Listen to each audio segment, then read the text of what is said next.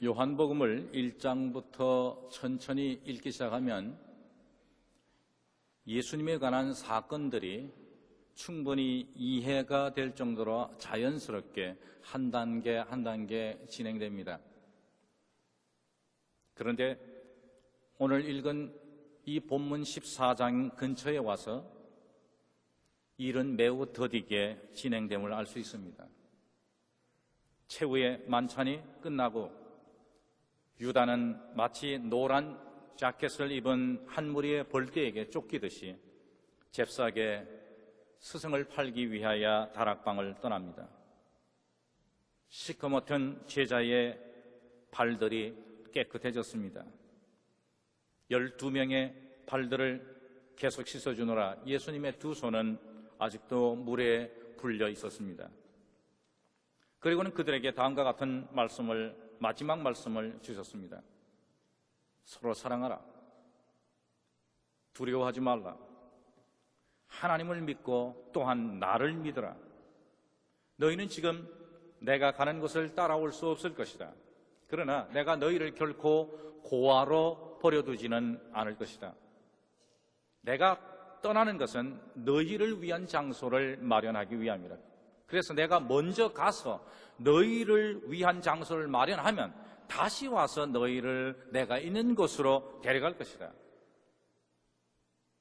그러면 내가 있는 곳에 너희도 있게 될 것이다.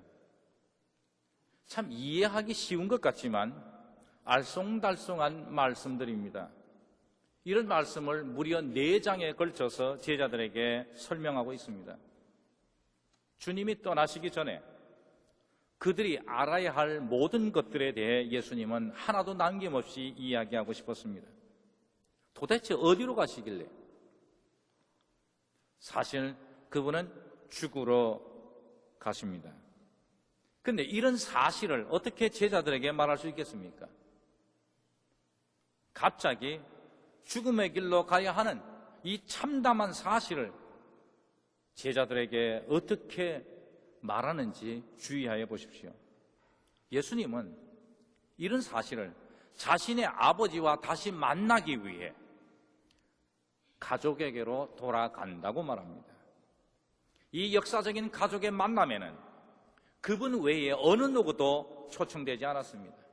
그는 홀로 떠나기 위해 자신이 사랑하던 3년 동안에 같이 기가던 제자들을 세상에 남겨두려는 것입니다. 그러나 그분은 다시 돌아올 것입니다. 문제는 그가 돌아오려고 하는 그 계획이 너무도 길어질 수 있다는 것입니다. 그것이 언제라고 분명한 시간을 밝혀주지 않기 때문입니다. 제자들은 예수님이 도대체 얼마 동안 계시다가 돌아올 것인지 아니면 영영 돌아오지 않을 수도 있는 건지에 대해서 염려하지 않을 수 없습니다. 그래서 주님은 그것을 알았든지 제자들을 안심시키기 위해 잠깐 있다가 나를 다시 볼 것이다 이렇게 말씀했습니다. 그 말씀대로 나중에 제자들의 얼마는 정말 부활하신 예수님을 다시 만났습니다. 그러나 그 기쁨의 만남은 잠시뿐 다시 그분은 하늘나라로 훌쩍 떠났습니다. 주님이 말씀하신 그 잠깐 동안이라는 이 시간이 꽤 긴 시간이 됐습니다. 그리고 그들에게는 꽤 긴 시간이 한 평생이 되고 말았습니다. 10년이 100년으로 변했고요. 그 다음에는 500년으로 그리고 그 다음에는 1000년으로 변했습니다. 우리가 지금 앉아있는 이곳까지 오는데 너무도 오랜 시간이 걸렸습니다. 그래서 우리들 대부분은 혹시나 예수님의 말씀이 거짓말이고 돌아온다는 얘기가 거짓말이라 단순히 우리를 달래기 위해서 한 말이지 않느냐. 우리는 그야말로 믿기는 믿는다 하지만은 계시지 않는 주님, 있지도 않는 말뿐인 그런 분을 믿고 있는 고아들은 아닌가? 주님은 완전히 떠나신 것인가? 그리고 만일 떠났다면 도대체 어디로 가셨는가? 분명하게 장소와 위치를 이야기해 줄 수 있지 않은가? 도대체 그분 없이 우리가 신앙생활을 한다는 것은 무엇을 의미하는가? 만일에 그분이 떠나지 않으셨다면 지금 정확하게 어디 계시는가? 왜 그분은 정당하게 우리에게 자신을 나타내 보이지 않는가? 이런 질문들은 대답하기 참 어려운 질문들입니다. 저는 부모는 있어도 부모 있는 고아라는 말을 들으면서 자랐습니다. 자주 아버지와 어머니를 대신해서 동생을 지키는 가장 역할을 했습니다. 아버지와 어머니는 두 분이 함께 매주 지방교회에 부흥회를 인도하러 집을 떠나십니다. 그때마다 저는 3명의 동생들을 책임진 베이비시터로 지명됐습니다. 이 벅찬 일은 12살 때부터 시작됐습니다. 부모님이 한 주간이나 하룻밤을 출타하실 때에도 저는 어린 식구들을 맡길 수 있는 유일한 아들이었습니다. 이런 부모 역할을 맡길 때마다 아버지는 저를 차분히 앉혀놓곤 정해진 주의사항들을 입력시켰습니다. 먼저 아버지와 어머니가 얼마나 너를 믿고 있는가, 이 얘기를 시작하십니다. 그것은 제가 장남이었기 때문이 아니라 내가 가장 책임감 있는 자식이기 때문이라고 칭찬 아닌 칭찬을 부었습니다. 사실 이런 책임을 맡을 때마다 저는 아찔했습니다. 그러나 아버지의 부탁에 항상 동의할 수밖에 없었습니다. 아버지가 주문한 책임은 이런 것들이었습니다. 집에 불이 나지 않도록 주의해라. 낯선 사람들에게 절대로 문을 열어주지 말아라. 동생들이 놀다가 다치지 않도록 잘 보살펴라. 등등. 아버지의 부탁이 끝나면 그 다음 어머님 차례입니다. 어머니는 저에게 긴급할 때 연락할 곳을 알려주십니다. 그리고 며칠만 지나면 부모님이 좋은 선물들을 사가지고 곧 돌아오실 것이라는 것을 확인시킵니다. 그리고는 동생들과 함께 집 문 밖에까지 나가 떠나는 부모님에게 잠깐 품에 안기고는 손을 흔들면서 굿바이 하고 헤어집니다. 그리고 난 뒤에는 잽싸게 돌아서서 문을 꼭꼭 잠그고 부모 없이 지내는 새로운 시대가 시작됩니다. 어린 나이에도 저는 책임을 맡았습니다. 제가 맡은 이 새 임무를 다짐하며 동생들을 다시 돌아봤을 때 그들은 하나같이 안도 반 두려움 반 된 얼굴로 저를 쳐다봅니다. 동생들은 제가 떠나신 부모를 대신하지 못할 것을 너무나 잘 알고 있습니다. 그러나 이런 상황에 그들이 의지할 수 있는 유일한 가족은 저밖에 없습니다. 그래서 동생들은 얼굴 표정으로 저를 믿으려고 애를 쓰고 있다는 신호를 보냅니다. 다른 방도가 없던 저도 동생들 앞에서 최선을 다하는 일밖에 없습니다. 그들과 애써서 재미있는 놀이를 합니다. 책을 읽어줍니다. 빵과 과자를 나눠줍니다. 그러나 밤이 되자 점점 불안해지기 시작합니다. 도대체 엄마와 아빠는 어디에 계신가? 어디로 가셨는가? 언제 돌아올 것인가? 이런 불안한 질문들이 자꾸 일어나며 저는 동생들에게 똑같은 대답을 몇 번이나 합니다.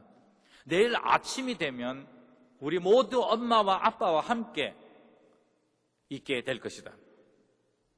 만일 너희들이 조용히 잠만 잔다면 곧 엄마와 아빠가 들어오셔서 잘 자거라 머리를 쓰다마 주실 것이라고 약속을 합니다. 동생들을 달래기 위해 저는 가능한 모든 수단을 다 찾으려고 애를 씁니다. 그러나 어린 제가 그런 꽁수들을 얼마나 알고 있었겠습니까? 오히려 나까지도 덩달아 동생들의 불안에 감염되기 시작하며 불안한 생각에 휩싸입니다. 혹시 부모님이 흉한 사고를 당할 수 있지 않은가? 그래서 결코 다시는 집에 돌아오지 않을 수도 있지 않은가? 그렇게 된다면 결국 우리 형제들은 졸지에 부모 이런 고아가 되어 뿔뿔이 흩어지게 될 것이고, 그러면 이제는 어디로 갔는지 알 수 없는 각각 다른 보호자들에게 보내져서 다시 서로 볼 수 없는 그런 불행한 일을 당할지도 모른다. 부모가 멀리 떠난 후 어린 동생들을 보살핀다는 것은 무척 어려운 일입니다. 부모가 없는 상황에서는 동생들처럼 저도 잃을 것이 많습니다. 두려워할 것이 많습니다. 저도 고아 같은 신세가 될 수 있기 때문입니다. 그러나 저는 결코 그럴 수 없었습니다. 그 이유는 제가 부모 대신 동생들을 보살필 책임을 맡았기 때문이었습니다. 저는 누구보다 더 많이 아는 형이 되어야 되고 더 힘있는 오빠가 되도록 보여줘야 됐습니다. 신뢰감을 보여주며 동생들이 안심하도록 최선을 다해 그렇게 했습니다. 그리고 동생들이 질문에 대하여는 모든 대답을 알고 있는 것처럼 보여야 했습니다. 부모를 대신한다는 것은 어린 나이에 너무도 힘든 일이었습니다. 저는 지금도 이 어려운 일을 하고 있습니다. 그리스도를 기다리는 성도들에게 그분을 보여달라, 그분이 어디 있느냐, 어디 가셨느냐, 언제 돌아오느냐라고 묻는 자들에게 그분을 대신하는 목회를 하고 있습니다. 우리는 이 세상에서 그리스도인들이면서 동시에 베이비시터입니다. 우리 모두는 세상에서 그리스도에게 속한 나이 먹은 아이들입니다. 그리스도로부터 책임을 맡은 자들입니다. 우리는 책임 있는 자들로 그리스도의 이름으로 신뢰감 있게 행동해야 됩니다. 우리가 가는 어느 곳에서든지 그리스도가 우리에게 맡기신 일들을 잘 돌봐야 되고 또한 우리들에게 맡긴 자들을 또한 잘 돌봐야 됩니다. 그들 중 얼마는 아직도 그리스도를 보고 싶어서 그분의 모습을 보여달라고 우리에게 조릅니다. 그들 중 얼마는 계속 그리스도가 곧 다시 오실 것이라고 기다리고 있습니다. 그들 중 얼마는 마음을 전혀 열지 않기도 합니다. 아직도 기다리고 있는 자들이 있는가 하면 아예 기다리는 것을 포기한 사람들도 있습니다. 처음에는 그렇지 않았습니다. 처음에는 누군가가 계단으로 올라오는 발자국 소리만 듣고도 벌떡 일어나서 혹시 주님은 아닌가라고 기쁘게 침대에서 뛰어나왔습니다. 그런데 하루 이틀 사흘 나흘 지나면서 이제는 어떤 인기척에도 꿈쩍하지 않습니다. 그리스도를 맞이하는 아침은 올 수도 있지만 안 올 수도 있기 때문입니다. 그들은 내일 아침 다른 사람을 보기 위해 더욱 믿을 만한 빛을 찾기 위해 밤에 잠을 청할 수도 있지만 기다릴 수도 있지만 그렇지 않을 수도 있습니다. 도대체 주님은 어디 계십니까? 도대체 그분은 어디로 가셨습니까? 그리고 언제 돌아오신다고 합니다. 어느 때? 이런 질문들이 생길 때 신앙이 어린 사람들을 보살핀다는 건 아주 어려운 일이 됩니다. 그 이유는 우리도 아는 척하지만 우리도 대단한 신앙이 있는 척하지만 혹시 우리도 고아가 될 수 있기 때문입니다. 그런데 주님은 우리에게 어떤 상황에서도 우리가 고아로 남아있지는 않게 될 것이라고 말씀했습니다. 지금 떠나지만 다시 올 것이라고. 더욱 중요한 약속은 꼭 마지막 때에만 내가 돌아오는 것이 아니라고 말씀했습니다. 이 말이 언제라도 돌아올 수 있다는 말 아니겠습니까? 예수님 떠나시기 전에 이런 말씀했습니다. 나를 사랑하는 자들은 내 말을 지킬 것이다. 그리고 내 아버지께서 나를 사랑하는 자들을 사랑하실 것이며 우리가 그들에게 다시 와서 그들과 함께 우리의 가정을 만들 것이라고 했습니다. 이것은 단순한 방문 계획을 말하는 것이 아닙니다. 가끔 생각날 때마다 지나간다는 것이 아닙니다. 우편 카드를 보내거나 전화를 하겠다는 것도 아닙니다. 그분이 우리에게로 와서 우리와 함께 우리의 가정을 꾸미신다는 말씀입니다. 요한복음서에는 가정이라는 단어가 딱 2번 나옵니다. 그 2번 모두 최후의 만찬 식탁 주위에서 사용됐습니다. 예수는 먼저 말했습니다. 내 아버지 집에는 거할 곳, 가정, 집이 많다. 내가 가는 것은 너희를 위한 장소, 가정을 마련하기 위함이라고 그랬습니다. 그분이 말씀하시는 것은 일시적인 장소가 아니라 영구적인 장소를 말합니다. 한편으로는 그리스도를 하나님에게 묻고 또 다른 한편으로는 그리스도를 우리에게로 묶는 사랑이 머무르게 할 충분한 장소, 거처를 말합니다. 사랑에 의해서 한데 묶여지는 모든 사람들을 위한 충분한 방을 가진 거대한 마음의 장소를 말하고 있습니다. 여기에서 예수님 말씀하시는 천국은 우리와 함께 거하시기 위해서 우리 가운데로 들어오시는 하나님 그분이 함께하는 곳을 말합니다. 믿음의 가정, 소망의 가정, 사랑의 가정을 말하는 것입니다. 그 나라의 주소가 요한복음 14장의 전반부가 쓰여질 때와 지금 본문이 있는 후반부가 쓰여지는 사이에 갑자기 변경되고 있습니다. 그 주소가 바뀌어지기 전에 천국은 밖에 있는 어떤 것이었습니다. 그래서 제자들은 예수님이 그곳에 가서 돌아오지 않을까 봐 불안하고 걱정했던 것입니다. 예수님께서 가시되 어느 누구도 따라갈 수 없는 미래의 장소, 보이지 않는 장소였습니다.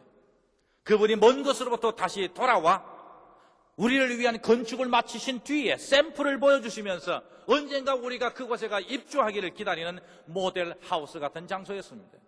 그런데 본문에서 천국의 주소는 바뀌어지고 있습니다. 예수님은 더 이상 떠나시는 분이 아닙니다. 그분은 이제 우리에게 찾아오시는 분이라고 말씀합니다.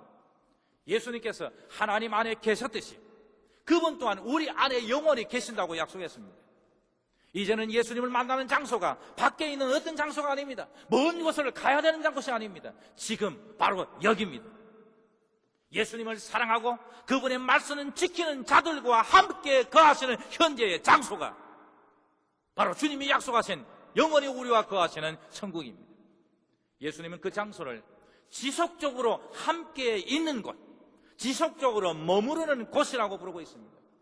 그래서 사랑하는 자들, 그들에게로 와서 그 사랑하는 자들과 영원히 함께 거하는 가정을 만들 것을 약속하신 것입니다. 이 약속은 그리스도의 임재에 대한 믿음이 약한 자들을 돌볼 때마다 얼마나 큰 축복인지 모릅니다. 기쁜 소식입니다. 그 이유는 바로 우리가 살아갈 때 결코 혼자 집에 남아있지 않음을 말합니다. 집안에, 우리 속에, 그리고 우리가 돌보는 자들 속에 누군가가 있다는 것입니다. 그분을 성령이라고도 부를 수 있습니다. 이것은 우리가 맡은 자들을 위해 하나님처럼 다 알듯이 모든 능력을 다 베풀 수 있듯이 대단한 것을 경험하듯이 보일 필요가 전혀 없다는 것입니다. 그 대신 우리는 우리 속에 하나님께서 거하실 방, 우리 안으로부터 모든 마음을 치료하실 방 하나만 가지면 되는 것입니다. 또한 이것은 그리스도의 임재에 대한 확신이 없는 자들에게도 매우 기쁜 소식입니다. 그 이유는 그들이 고아가 될 필요가 없다는 것입니다. 정말 우리를 사랑하는 자, 그들은 우리 안에 거합니다. 밖에 있는 사람이 아닙니다. 정말로 나를 위하고 정말로 나와 무엇을 나눌 수 있는 사람은 영원히 내 안에 거합니다. 그래서 어느 누구도 새로운 그리스도의 가정, 사랑으로 뭉쳐지는 그 가정으로부터 어느 누구도 우리의 손으로부터 낚아챌 수 없습니다. 우리는 그들과 새로운 방법으로 대화하는 것을 배워야 됩니다. 그 이유는 이제는 그들이 우리 밖에 있어서 옛날처럼 우리가 그들에게 매일 메어다녀야 되고 따라다녀야 되고 모든 심부름을 해줘야 되고 모든 걸 먹여줘야 되고 하는 그럴 필요가 없기 때문입니다. 우리가 진정으로 사랑하는 그들은 지금 우리 안에 있습니다. 그래서 만일 그들과 함께 대화하기를 원한다면 조용히 어떤 곳에 앉아서 아주 주의 깊게 우리 안에서 일어나는 바람소리 같은 성령의 목소리를 들어야 할 것입니다. 그 고요하고 작은 목소리는 단어들로 말하기보다는 침묵으로 말하는 것입니다. 우리는 그래서 시시때때로 어떤 일에든 어떤 곳에서든 마음의 기도와 간구를 할 수 있습니다. 이제부터는 새로운 그리스도의 가정이 모든 사람들을 위해 우리 가운데 있다는 것을 의심할 수 없습니다. 그 새로운 가정으로 들어오시고 또 나가시면서 하나님은 우리와 함께 거하시고 그곳 도처에 이런 말씀을 남겨놓으십니다. 서로 사랑하라. 두려워하지 말라고. 하나님을 믿고 또 나를 믿어라. 만일 그렇지 않으면 내가 너희에게 이 놀라운 비밀을 말했겠는가.